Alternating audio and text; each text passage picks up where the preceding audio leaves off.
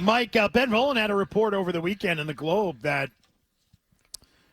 Robert Kraft and Jonathan Kraft view Mike Vrabel as a potential home run hire as their next head coach. You've covered Mike Vrabel as a player. You've covered Mike Vrabel as a coach. How would you feel about Mike Vrabel being the next Patriots head coach? I love Mike Vrabel. I think it'd be great. I think we were talking about this, whether it was last week or 2 weeks ago when he had the Hall of Fame speech at halftime, and he talked about don't take for granted what you have here. Well, you were here Saturday, so you saw even more of what he had to say. Yeah, I like a more private group. I like Vrabel a lot. I think my question on whenever they move to the next coach, whether that's next year, years from now, I think when I look at the NFL as a whole, right now it's like offensive explosion to me, like the Mike McDaniel, what he brought down to Miami. I don't know how much you want to think along those lines. Do you want the young, fresh, innovative, offensive type, coach who's also can oversee it, right? Like, because you're not hiring a coordinator per se.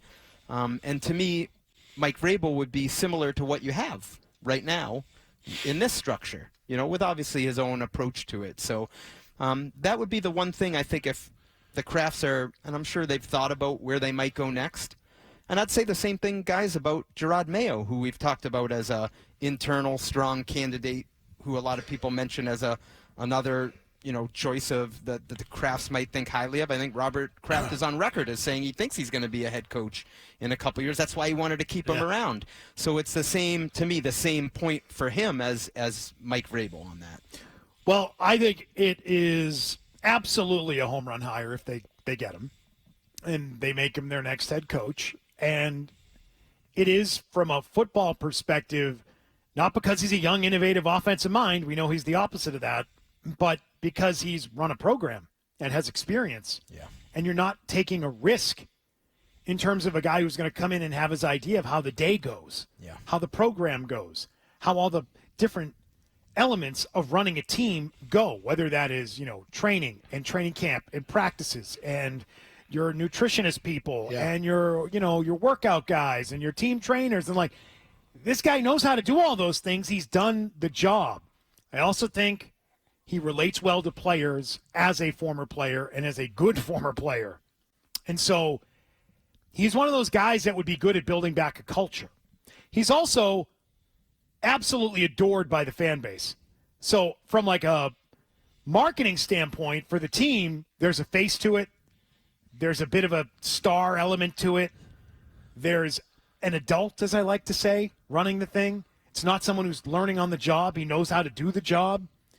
And so you've also got patience from everyone that would be beneficial to the team right now, to have everyone not talking about, can this guy coach an NFL team? That question's eliminated. Mike Vrabel can coach an NFL team. It's just about how much success does he have if he's here or anywhere else. You're not questioning every week, can this guy hack it as an NFL head coach? He's already done Is he head coach material? And we're all going to have that question if it's a first-time head coach. I would also point to this. Everyone's talking about Ben Johnson as the next hot offensive mind becomes a head coach. How about you just hire your Dan Campbell and have Ben Johnson on your staff, like the Lions just did a couple of years ago? Yeah. They didn't hire Ben Johnson or find whoever that young, creative next guy is. They didn't reach. They said, old-school football guy. Let's go with the guy who we know is going to build a culture, and we believe in him. And even if it's a little risky to hire him, because that was a risky hire to hire Dan Campbell. Sure. And then we'll put good, young, offensive minds around him, which they did with Ben Johnson. Why can't you do that here? Why can't you find that next hot coordinator who a couple of years from now is going to be in those conversations to be a head coach? You can do that. Why not be the team that finds the coordinator?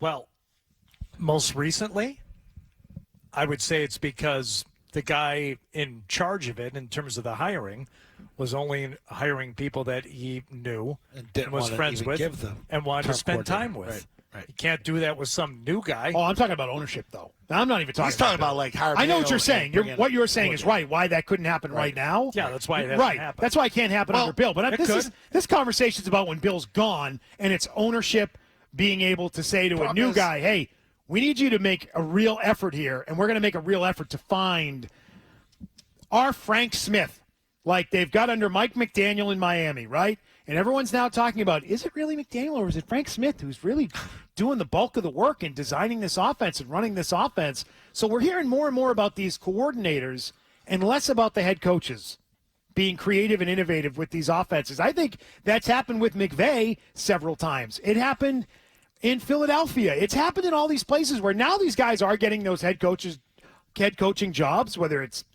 Sirianni or the guys who have worked under McVay. Like, why not get one of those guys? Yeah. Right.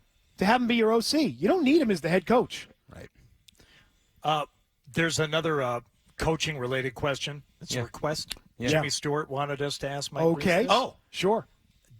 Mike, anything on Adrian Clem not speaking to reporters today? So we were supposed to be on calls with all the coaches starting at 11 today. I think Adrian was supposed to talk at 11:30, and he didn't. He ended up not going. They didn't announce a reason why, as I understand it. Bill O'Brien, who was supposed to go at 11:40, didn't come on till about 11:55. Said there was still a meeting going on. So it could be just as simple as Adrian Clem's meeting didn't get out until his time was up, and they had someone coming in after him, right? And so you just lost the slot. Or, that's what I'm taking it on the surface right now, but it probably requires further probing to find out if there's a deeper reason for that. But it advertised that he was going to talk, didn't talk, and Bill O'Brien was about 15 minutes late because we were told he was in a meeting. You think they might be in a meeting together. This is the first week in forever the offensive line's not getting killed. It'd be the week you want to talk. This would be the week that he should. Hey, guys, what do you want to talk about? We had a decent week. Why'd your left tackle wear practice pants during the game? I couldn't believe it. Did they not have his size or something? What happened there? That's interesting. And by the way, if people don't know, in the game on Sunday, Connor McDermott was wearing the old Patriot pants from 5 years ago. Yeah. Not the new version. They're completely different. The striping is different, and it has been noticed by some people. You noticed it in games, though. Talked about it in games. It's great. Well, either way, the stripes don't match, but they really don't match in those practice pants. Yeah. The stripes don't match the piping on the sleeves of the jersey. None of it matches. No. So he was wearing a different uniform than the rest of his team. Yeah. Just picked him up. Slap his name on his back. Not generally allowed, but, One point just to follow up on the offensive he line. didn't do his laundry. I hate when that happens. Pass protection-wise, I agree with you. Like, Mac had time. I didn't think Washington blitzed that much. But I did think, like, offensive line-wise in the run game, that remains an issue outside of the long run, which was really well blocked. The push. They're just not, I didn't think they held their blocks when I watched it over. And I think if you look at the numbers, I would take out the Ramondre run, which I know Ramondre got a lot on his own. But again, it's like the offensive line looked good against a defense that was playing in a way where Patriots led for big chunks of that game. So they're not going to be blitzing as much. And, oh, by the way, their two best pass rushers were gone 4 days ahead of time. So while they deserve some credit, and Adrian Clem maybe wanted to speak today. They still got some good ones there. They still got some guys on that defense that can get out there. Those guys, they still got guys who can play. The Patriots were playing with a lead for most of the game, the majority of the game.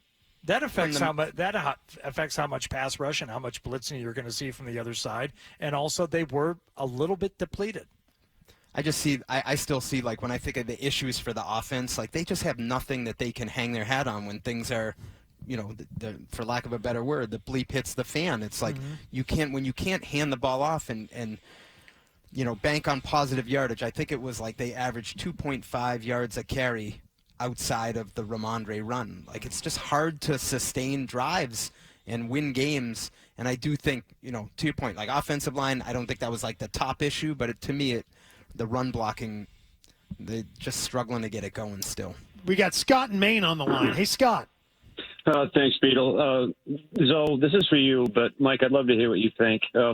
Whatever happened to the do business is being done version of Bill Belichick? I mean, he was never afraid to change or morph the team into whatever they needed to be to win. And there's a million examples. 06, the Colts cry and get the rules changed. And then he goes out and gets, Welker and Moss. Brady throws 50 touchdowns. In 14, they go through that gauntlet of quarterbacks. He gets Revis and Browner. They win the Super Bowl. And over the last 3 or 4 years, I don't think that's been the case. What happened? Where did it all go wrong? That's the question. Oh, 12 left. He had 12 at that time. That's a big part of it. But what we're finding out for a lot of reasons, for many reasons. It's a massive piece. Bill did a good job reloading that corner, regardless of whether it was drafting Gonzalez here, number 1 pick. He finds a way to get those guys. After Malcolm, after JC, Jonathan, we do okay at corner. And you're specifically talking about Browner and Revis. Yeah, I think you're going for a Super Bowl that year. I don't think you're bringing anybody this year thinking you're going to any Super Bowl. By the way, Patriots not playing with the lead for the majority of the game, but for a good chunk of the game. Yeah, mid-second quarter to mid-third quarter. Right. In there. So the important part of the game. I knew where you were coming from, Hardy. Thank you, Mike. So I think where did Belichick go wrong? I think you're funny. I think about it like the pinnacle was the Super Bowl, beat the Rams 13-3. That win at Kansas City in the AFC title game. And to me, when I pick a point where that's when you were at the top, and it's been downhill ever since with a little tick up in 2021. Gronkowski left. You had no answer for him. Retired. Brady, what was the succession plan? So I think those are 2 great places to start. Who are you putting around Edelman? Break it down. And look, we're talking about offensive line decisions like, Joe Tooney, you franchise him 1 year, he walks the next. Ted Karras out again.